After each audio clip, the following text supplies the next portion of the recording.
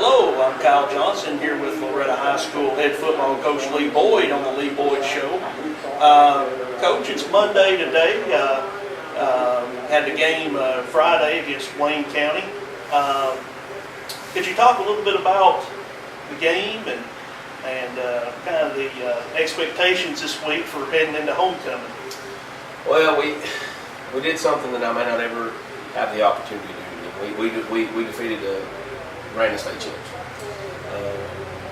That was pretty special. So a couple of my coaches have been coaching for a while. So, Coach, why don't we ever did that? And I said, well, so we have now, and we did a really good job. We, of course, coming into the ball game, they had just beat the number 3 ranked or number 2 ranked 2A team in the state, so we knew they had the capabilities of doing whatever they wanted to. They had a rough way to go the first 3 ball games, but they were fighting back, and Coach Rice does an unbelievable job. Right. And we knew they'd be ready, we knew they'd be physical, and they'd be ready to do things with us that make it tough for us. So we weren't expecting it to be a high-scoring ball game. We knew we'd have to grind out anything that we did.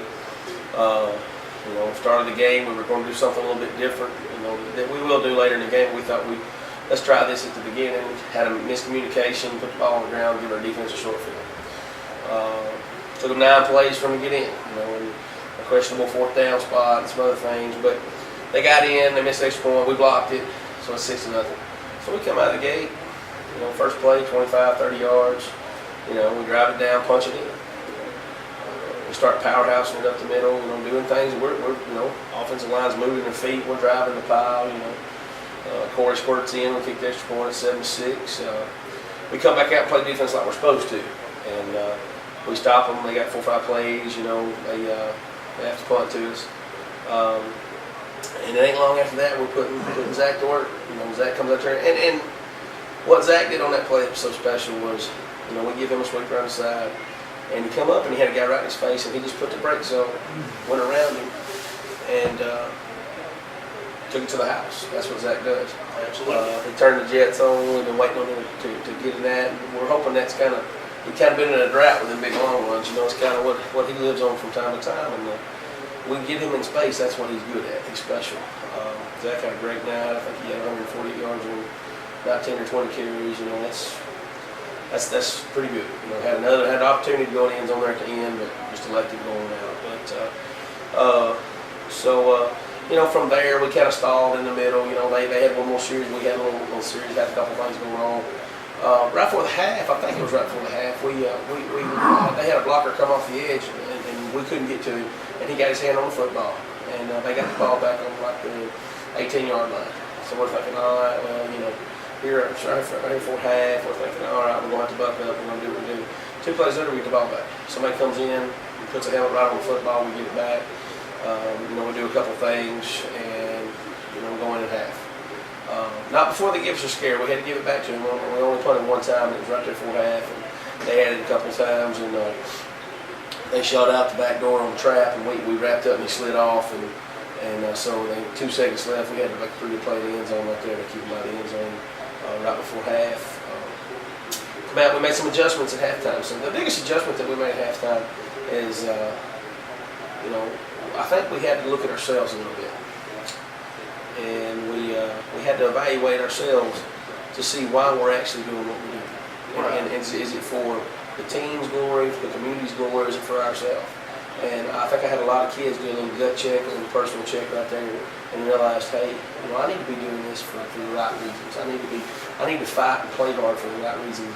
And when we came out in the second half, you could really tell the difference in the whole persona of the team. Of course, they put a big drive together. I think they had 11 plays, 12 plays. They eat about 6.5 minutes off the clock. And we finally stumped them right there. 4th down, had a couple good things happen. We get the ball back. We put Zach to work. A couple of times we didn't have much. Got down to a 3rd and 12, 3rd and 14, had a penalty. Last week I talked about Miles, in traffic, dropping the slant. This week held on to it. Humongous play. Humongous play right there. 3rd and 12 converted for 15-yard pass, 1st down. And we put Zach to work a couple times. He gets us to the other side of the field, and then one of the adjustments that we made at halftime, Matt took it out the back door. He on the option, and he stepped up in there and took off like the back door. I think 47 yards, something like that. Turned the jets on. He's pretty quick too. If you see him on the film, he's not slow. And And so we got him out there in space, and he did what he does well, and then kicked it through, and we're up 21 to 6. They had a couple more times. They did some things, but basically from that point forth, we kind of had them. We had them wrangled up in 20s, and Brandon Bird come in at the end of the football game and just really turned on. I was so proud of him, and he kind of grew up after halftime. He just kind of grew up, and he just became unblockable in defense, which we know he's like that. He's got the capability of being unblockable. If you can say that in some terms.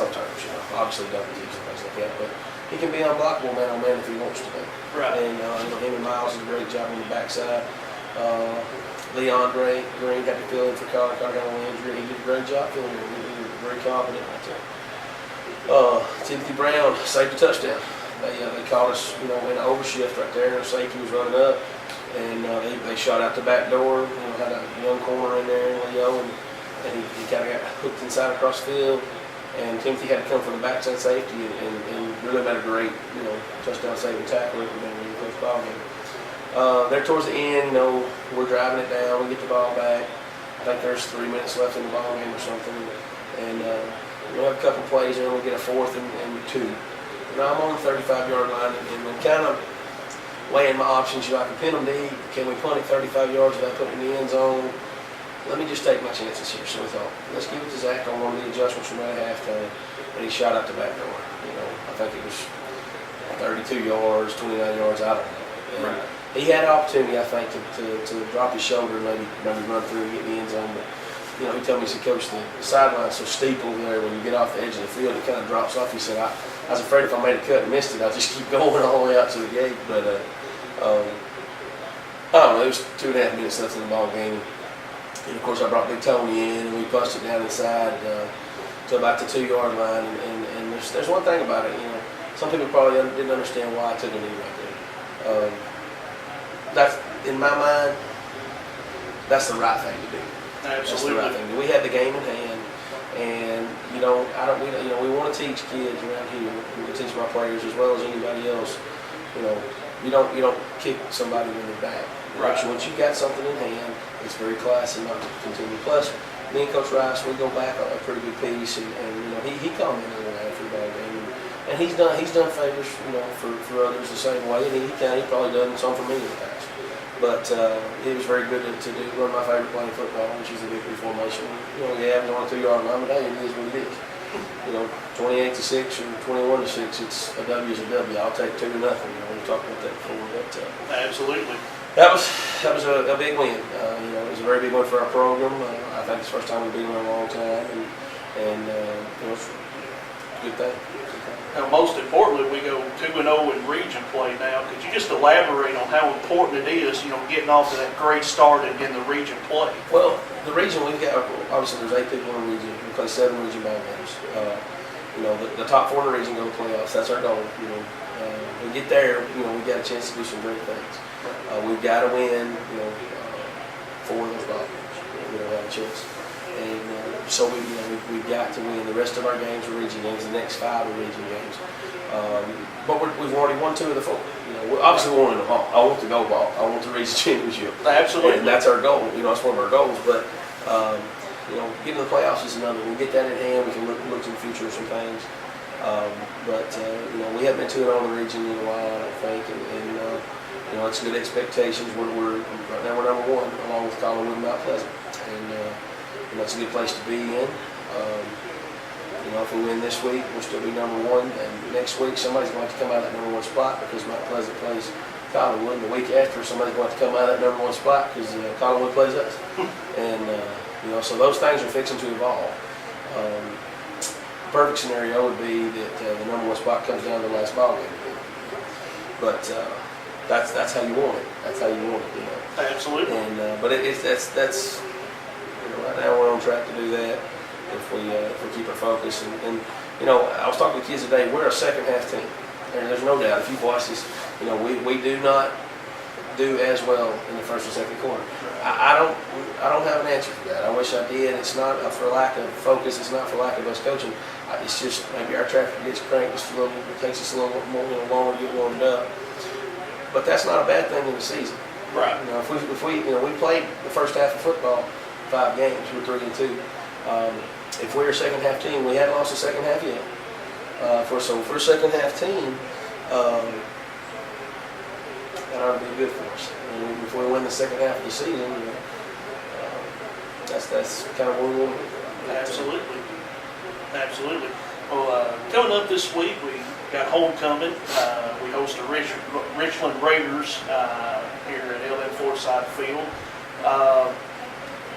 Could you just elaborate on, homecoming, and is it going to be a big distraction for the guys? Well, I think homecoming at any level, I wouldn't call it a distraction so much. I would say homecoming at any level would be more of something that you do because it's a tradition. Does it have distractions? Yes, it does. But so does anything. The fair has distractions. Right. Just too much rain. But there are some things that we have to maintain our focus. We keep preaching to our kids this week. Hey, look, our part's Friday night. We got, that's why they do it last. That's the key. That's how you make homecoming successful. And so, we're trying to maintain their focus. Of course, Richland did a great job last week. Right. They upset Columbia Academy, beat them pretty big. We've watched the film. Of course, they had a lot of things go their way. They had a lot of things go their way. Right. They were 1-4 when they come in, or they were 0-4 when they come into there, and did CA overlook them? I don't know. It's kind of the same scenario as what happened in Wayne County. Cascade come in as a number 2, and they got beat.